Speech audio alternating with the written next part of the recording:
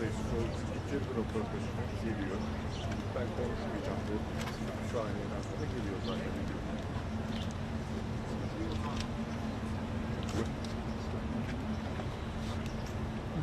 Just a few inches. Trying.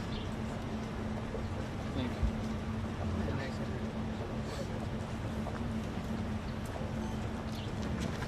you.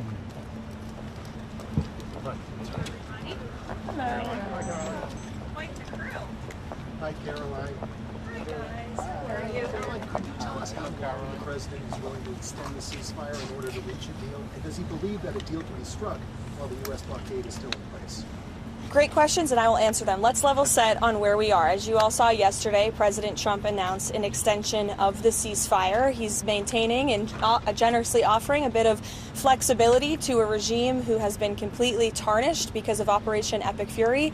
There's obviously a lot of internal division. This is a battle between the pragmatists and the hardliners in Iran right now, and the president wants a unified response. And so as we await that response, there's a ceasefire with the military and kinetic strikes, but Operation Economic Fury continues, and the effective and successful naval blockade continues as well of ships and vessels that are moving to and from Iranian ports. We are completely strangling their economy through this blockade. They're losing $500 million a day.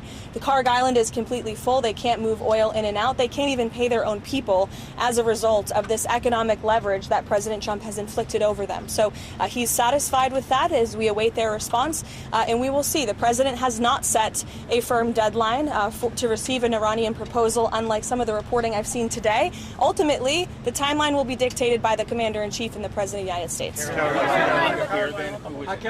in Iran and who the administration is negotiating with?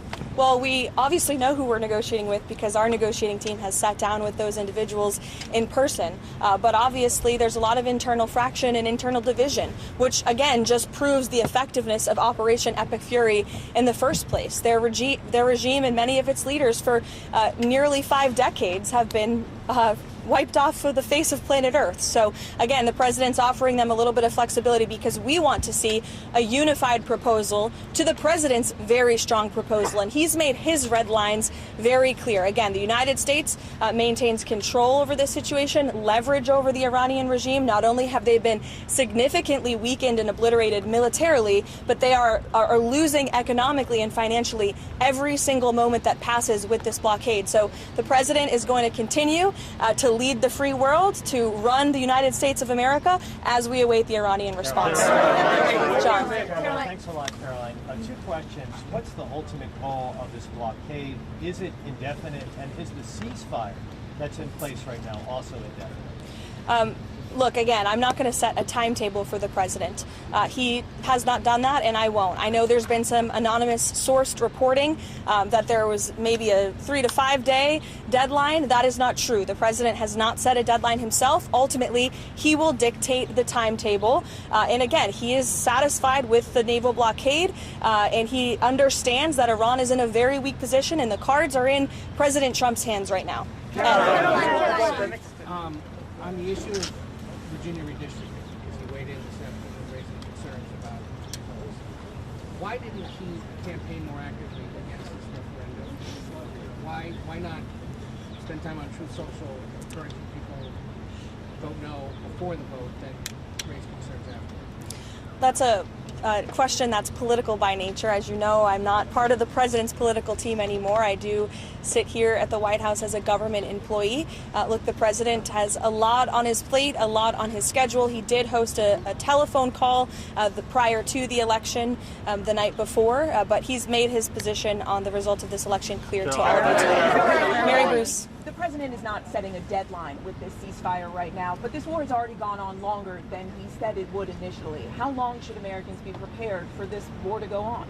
Look, I think President Trump ultimately will dictate the timeline, and he will do so when he feels is in the best interest of the United States and the American people. Sure, go ahead. Thank you very much. So in the same day, the president said that he doesn't want to extend the ceasefire and the bombs would start falling after the end of the ceasefire. And unilaterally, he declared that the ceasefire would be extended indefinitely. Iranian state media are openly mocking the President of the United States and saying we didn't even request the extension of the ceasefire. What's the response from the President of the United States? The response is you guys all see a lot of different messaging coming out of Iran, a lot of different rhetoric and language from them. I would caution you to take anything that they say at face value. What we've seen is that what they say publicly is much different than what they concede to the United States and our negotiating team privately. I've said that repeatedly to all of you in the news media, and you should take our word for it. On another topic, there's been some reporting about a possible bailout for Spirit Airlines. Can you update us on those talks, and why does the administration think it's a good investment to buy into a bankrupt airline? Well, I understand the airline is bankrupt because the previous administration blocked the merger, which was probably not a wise move. Obviously, this is something the Commerce Department and the President are tracking. I don't have any updates or announcements, but the aviation industry is very important to this President and this White House. Millions of Americans depend on it. We want to see the best possible outcome, but I don't have any announcements today. Thank you so much, Caroline. So, how long is the President willing to wait for the Iranians to come to the table, and does he trust the Iranians to come to the table? Again, I've now been asked this question a few different times, a few different ways. I'm not going to set a deadline for the President. Libby, go ahead. Caroline. A lot of the negotiations, or it seems public statements that we've seen from the President on True Social and the Iranians on X, a lot of back and forth there. Did the President's True Social posts throughout the day ahead of these negotiations have a negative impact on negotiations? I think look at where we are right now. The President chose to extend the ceasefire together.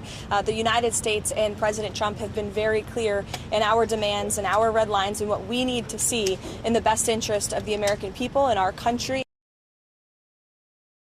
The short answer to your question is no. Does the White House have an understanding at this point of who inside of Iran will have the final sign-off on it? The White House and our intelligence community certainly has a good understanding. You want to see a unified to the previous different messaging on social media from many people with that public nonsense is not what we hear from them privately. But again, what the President is awaiting. Again, I'll leave our intelligence community and the President to decide that. Nick, go ahead. Thank you, Caroline.